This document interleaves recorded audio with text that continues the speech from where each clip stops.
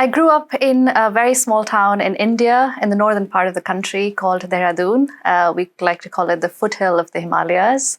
Um, Born in a family of four, grew up with an older brother and my parents and two dogs, actually.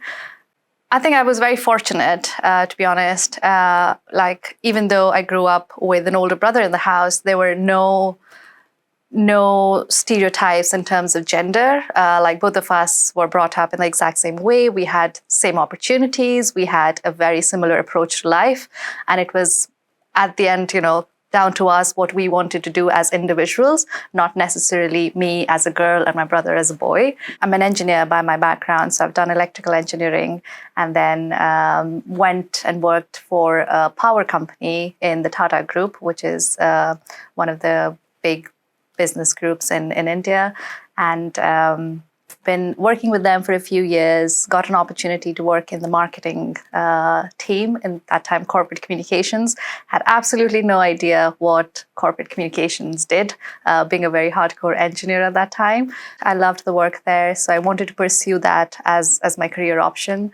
So I tried to do a little bit of, get a formal education behind it. So came to Manchester, actually, to the Manchester Business School and did my master's in marketing. And then Wood has been my first organization in the UK. I am in a very creative profession, right? Marketing is all about creativity. As a person, I'm very creative. I love to paint and draw. So a lot of people don't associate that with an engineer whatsoever. So when I tell them, oh, I'm actually an electrical engineer, there is a surprise element to, oh, but you're creative. So yeah, you can be both, When I started my career, a lot of people didn't expect me to speak up.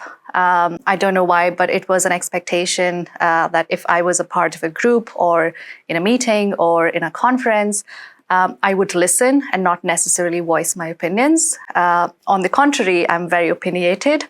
So that used to be, people used to get taken aback a little bit about that, but we thought you're just going to be listening and not sharing your ideas or talking about it. But it's an equal opportunity forum for everyone to speak, so I used it like that. So, yeah.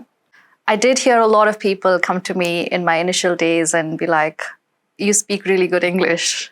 And that's, I think, assuming that people from outside or non-English speaking countries do not speak English well is kind of a myth at this point. English is kind of my first language because studied in English, worked, the professional language has always been in English, but assumption that just because I'm from another country, I would not be able to speak or write or understand English well. Clothing is surprisingly one of the other stereotypes. People assume you would be dressed in a certain way just because you're coming from a different part of the world. Somewhere it is valid, sometimes not so much. Again, it is an individual's personal choice. Sometimes when in a group of people, you're the only brown person, not getting yourself heard just because you look different is a massive challenge. And, it's not up to me or up to them. It's up to all of us to make a change in that direction. It's everyone's responsibility. I've not always felt included. Things have evolved ever since I've started my career. There have been instances and occasions where even though I was in the room, I wasn't heard. Being considerate, being heard, being a part of a group, I think that's what to me means more inclusive, more thinking about someone, not necessarily just based on anything else. I wouldn't want that unconscious bias. Treat me like you would treat any other person in my position. So that to me is inclusion, to be able to give them the same opportunities, but not necessarily with the intentional or the unconscious bias that comes with it. That's inclusion, like just the normality of it. But I'm glad that things have changed over the last couple of years, a few years, being in a different team, in a different organization. I feel included, I feel valued, I feel I'm making a difference in terms of bringing new ideas, bringing new ways of working, new ways of thinking, and just being able to bring a fresher and a different perspective to the team that they appreciate. So I do feel included today.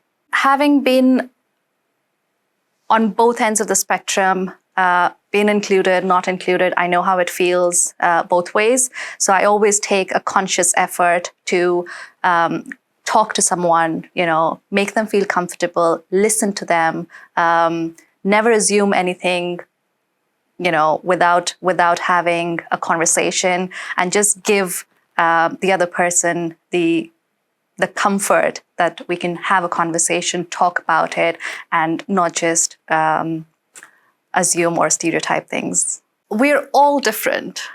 We all bring different things into the mix, be it in a work environment, be it in any dynamics. If we do not include people from different walks of life, from different backgrounds, from different ethnicities, we're just going to be boring. We're just going to be doing the same thing again and again.